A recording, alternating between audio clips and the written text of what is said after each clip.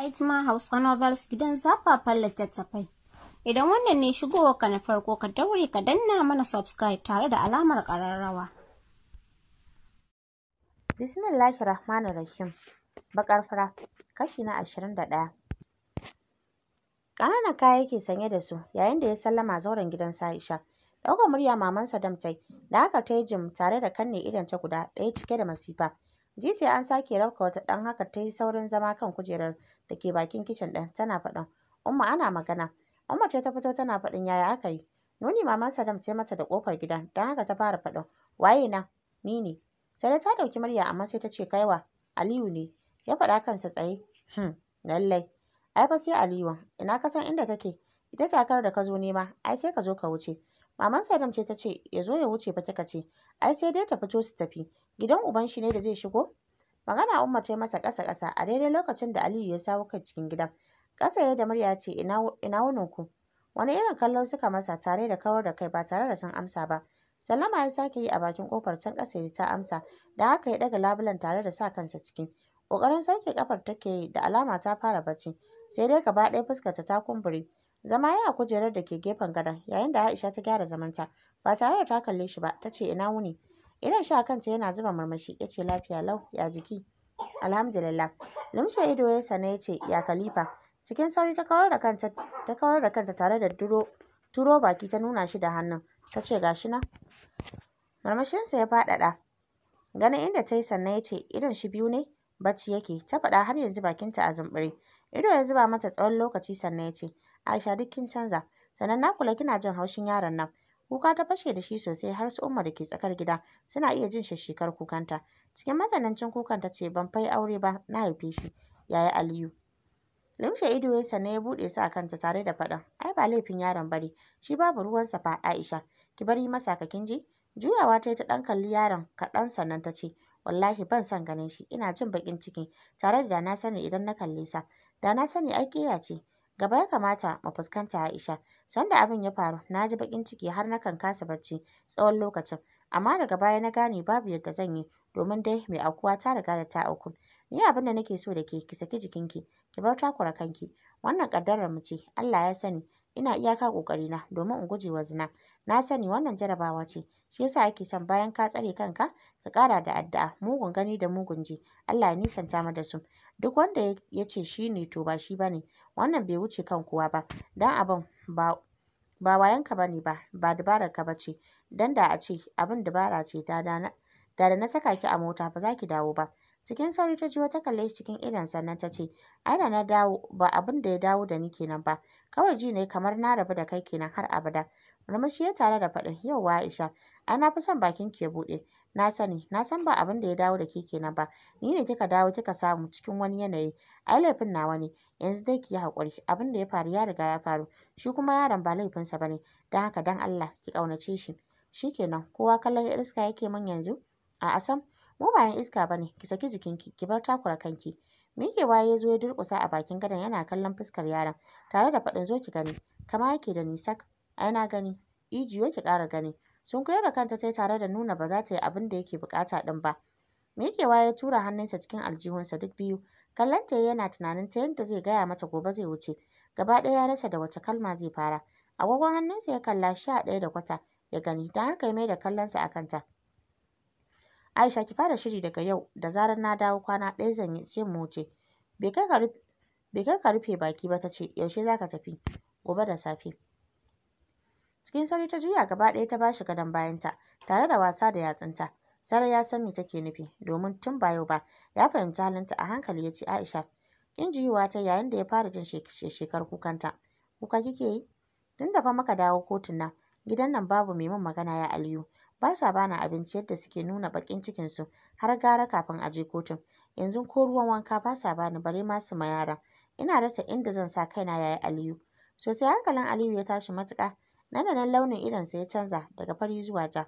Cikin wata irin murya mai ciki da damuwa ya ce, ke kuma har yanzu taurin kan kina nan ko? Ba za ki ba su haƙuri ba? Wallahi ya Aliyu ina ba su. Daga ranar da suka san ina da ciki har yau cikin ba su haƙuri nake, amma abin ƙara tsanata yake yi. Jim ya yi zuwa can ya ce mata ki ci gaba da ba su haƙuri kin ji? Na so in je da ku, Innawu ta ce in bari tukunna. Ba zan daɗe ba zan dawo.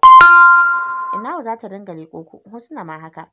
A hankali ta ce to tare da matso da hawaye. Gani yana shirin juyawa ta ce yaya Aliyu. Juyowa ya tare da takowa gabanta ya ce na Aisha. Shekara nawa za ka yi kafin ka dawo? Aisha wani irin shekara kuma? Wancan karan ma haka ka ce wata 3 za ka zo. To wannan karan kuma sai na ga baka ma sa lokaci ba.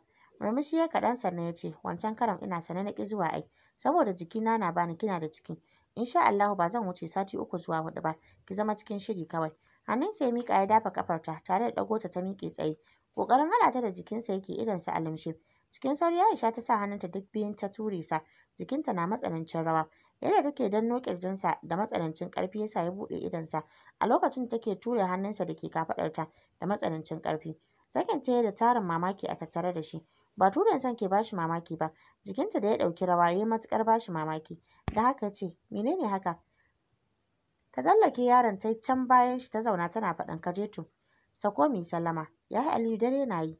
Agogonsa ya kalla 12 saura. Da haka ya yi saurin sauka hannunsa aljihu. Ya ciro kuɗi masu yawa ya aje mata tare da faɗin na bar ku lafiya. Bata iya cewa komai ba har ya fice. Shi ko Aliyu lokacin babu kowa a layin ya fito ya nufi gida. Washe gari da asuba ya yi sallama da su Ummi ya kama hanya. Ranar da Aliyu ya kwana 2 da tafiya Aisha ta fito ta ɗebi abinci a kicin kamar yadda ta saba. Tun bayan fitowar ta kotu sai dai ita ta fita ta ɗiba. Ruwan wanka ma sai dai ta ɗaura ta yi sannan ta juye na yaran ta masa. Tun bata iya ba har ta zo ta koya. Matar Idi ce kawai kan taimaka mata wani lokacin. Tana tafiya da shi ne ta masa sannan ta dawo da shi. Maman Sadam ce ta shigo ita da Umma ganin Aisha na ƙoƙarin shiga ɗakin maman Sadam ɗin. Ta ce ke Aisha, ashe Aliyu ya koma. Sororo ta yi a hankali ta ɗaga kanta. Cabɗi jam, lalle baki da hankali Aisha. Tunda kika bari ya tafi ya barki sai a lahira, ke da ki kuma ganin sa. Ba dai kin ce ke yar iska ba ce? Yanzu kika fara gani. Umma ce ta ce ai sai dai ta kuma kwasar kafa ta bi shi amma ba zai dawo ba. To me ya hana ya ɗauke ki ya kai ki gun uwarsa idan ya cika son ki yake yi. Wallahi wuya yanzu kika fara gani. Ko da yake kin san hanyar Najeriya saboda iskanci na cikin kika kama hanyar ƙasar da ko uwarki ma ba ta taɓa zuwa ba. Maman Sadam ce ta ce ai yanzu ko ta koma ba za ta gan shi ba don wallahi ba zai tsaya inda za ta gan shi ba. Ni wallahi ba don uwarta ba da korarta aka yi don wannan yarinyar za a iya haɗa baki da ita duk a kashe mu. Umma ce ta ce ni ma ai abin da ke bani mamaki kenan. Inda a ce ‘yata ce da tuni na kore ta amma na ga kamar uwarta tausayinta take yi. Daga cikin ɗakin ta ji muryar mama na faɗin Umma ba haka ba ne.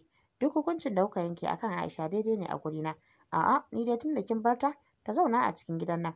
Bayan ta zubar mana da mutunci ta nuna wa duniya mu ba komai bane ta zama amma ba na ƙara bata abinci na dan ba wannan gwansame man ƙaton bane ya kawo man. Kar ki sake taɓa min kayana Aisha kin ji na gaya miki. Gida dai akwai kasan uwarki a ciki ki ta zama amma wallahi ko tukunya da kika taɓa sai na ci uwarki. Cikin zubar hawaye Aisha ta ce don Allah ku yi haƙuri ku yafe min. Wallahi na yi nadama idan na sake ku ɗauki kowane irin mataki a kaina. Ai tunda kika amsa sadakin jikan Innawo kin fita daga cikin zuri'ar mu har abada Aisha. Da ni da yarana ki sa a ranki haɗuwa ce irin ta titi. Cike da hawaye Aisha ta shige ɗakinta. Wannan lokacin bata iya kwatanta baƙin cikin da take ciki ba. Wani abin da yake bata mamaki mama bata bari ko su haɗa ido da ita kuma yanzu ta fi zama a ɗaki. Kamar yadda Umma da maman Sadam suka faɗa tun daga wannan ranar ba ma a barin abincin a inda za ta gani bare ta ɗiba. Haka kuma ko tukunya ba ta gani bare ta ɗaura ruwan da kanta. Kwana 2 tai ba ta yi wanka ba. Haka ma yara. Da haka yau tun safe yake kuka. Ita kanta jikinta ya yi mata tsami. Misalin ƙarfe 1 na rana ta leƙa ɗakin Umma. Lokacin mama tana zaune bisa sallaya. Cikin sauri mama ta kawar da kanta yayin da Aisha ta kalli Umma ta ce Umma don Allah ki bani aron tukunya. Yau kwana na 2 ban yi wanka ba. In baki aron tukunya? Me na gaya maki? Umma na ce ki yi haƙuri don Allah. Lallai kina wasa da ni. Da ta wuce kuma ba za ta dawo ba Aisha. Daidai da garwashin rushe kika taɓa min Allah ya isa. Zuwa wannan lokacin zuciyar Aisha ta fara tafarfasa take don haka ta juya ta bar gidan ba tare da ta san inda take saka kafarta ba. Tunawa ta yi da yaron haka nan ta ji gabanta ya faɗi. Ba ta taɓa jin sa a ranta kamar yau ba. Cikin sauri ta shiga gidan Iro. Halin da take ciki ta gaya wa matar Iro cikin tsananin tausayawa ta bata ruwan zafi cike da botiki. Cikin sauri ta koma gida sai dai tun daga zaure take ji ihun yaron a tsakiyar gidan. Ta aje botikin ta shiga ɗakin. Inna lillahi wa inna ilaihi raji'un. ta faɗa lokacin da ta hange shi a ƙasa. Cikin sauri ta ɗauke shi tana jijjigawa. Tsananin tausayin yaron ne ya dare mata lokaci guda. Da ƙyar ya shiru sannan ta sa masa nono a baki. Zuwa can ya yi gyatsa don haka ta masa shimfiɗa a ƙasa sannan ta yi sauri ta yi wanka ta dawo. Bayan ta shirya a gurguje ta yi masa wankan ta shirya sa. Tun daga wannan lokacin sai dai ta je gidan Iro ta roƙo ruwa. Ranar da ba su da shi kuwa rushi matar Iro take bata ta tsugunna na tsawon lokaci sannan ta bata ruwan zafin da za ta sha da wanda za ta ma yaron wanka. Yaron ko yana yin kwana 2 zuwa 3 babu wanka saboda ita ma matar Iro tsoron Umma take ji. A haka har sati 4 da Aliyu ya faɗa suka cika. Gashi komai nata ya ƙare wanda ya bar mata. Ranar da ya cika sati 5 da tafiya, Husna da Innawo suka zo da ledoji kayayyakin da suka mata sayayya. A wulaƙance Umma da maman Sadam suka amsa gaisuwarsu.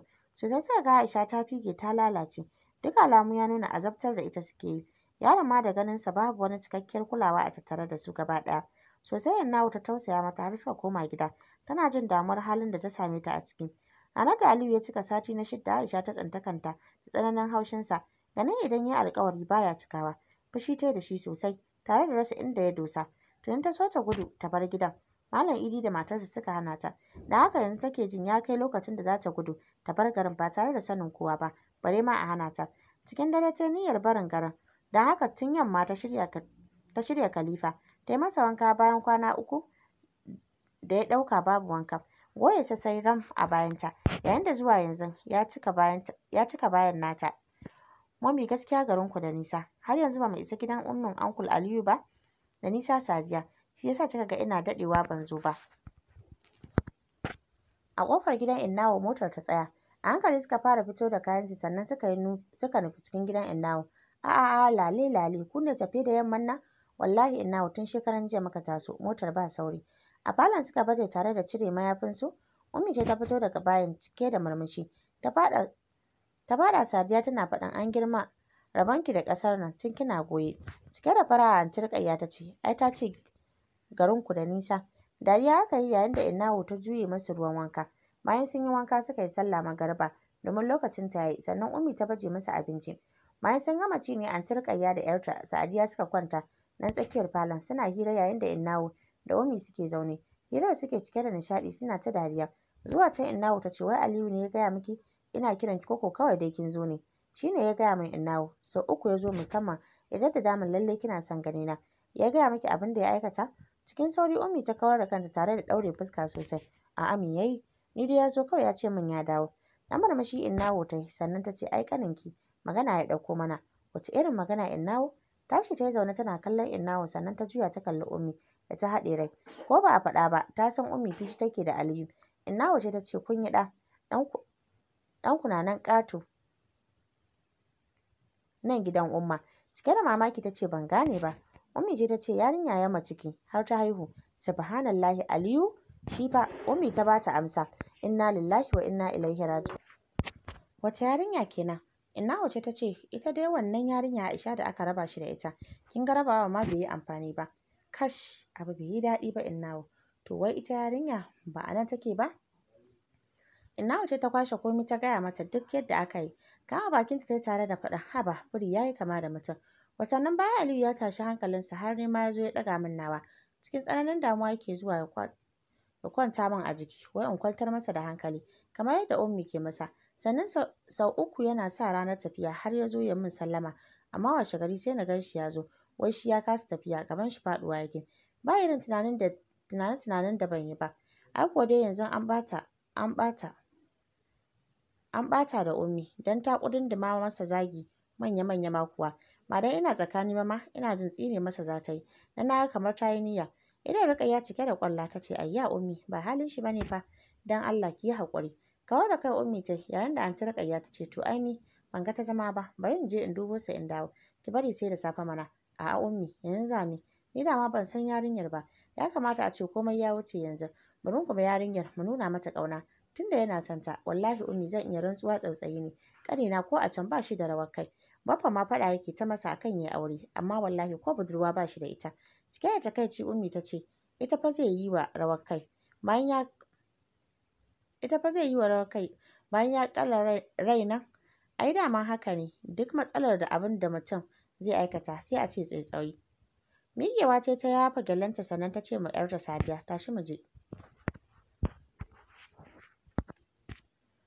Tun daga zauren gidan suke jin ƙamshi, sallama suka yi bayan an amsa musu suka shiga ciki. Umma ce da maman Sadam suke cin abinci. Gaisawa suka yi sannan suka ce Aisha suke nema. Umma ce ta ce au, Rukayya ce? Da hannu suka nuna mata ɗakin tare da faɗin tana nan ciki. Ɗakin suka nufa daga yadda suka mata ta san ba wani shiri suke da ita ba. Sallama suka yi daga ciki Aisha ta amsa don haka suka shiga. Gaisawa suka yi sannan Aunty Rukayya ta ce na san baki san ni ba ko? Ni yayar Aliyu ce daga Najeriya. Ayya sannu da zuwa. Fuskarta ta ɗan saki kaɗan.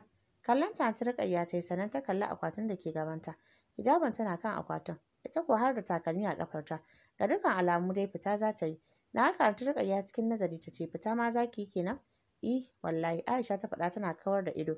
To dan ba ni yaron in gani mana. Miƙewa ta kwanto shi ta miƙa wa Aunty Rukayya sannan ta koma ta zauna. Ido Rukayya ta zuba wa yaron fuskar ta cike da murmushi. Tabbas wannan ƙaramin Aliyu ne. Idonta akan yaron ta ce ina za ki je? Na ga har da akwati. Ta masu saurare, a nan za mu dakata. Ni Mama Miyabba nake muku fatan alkhairi.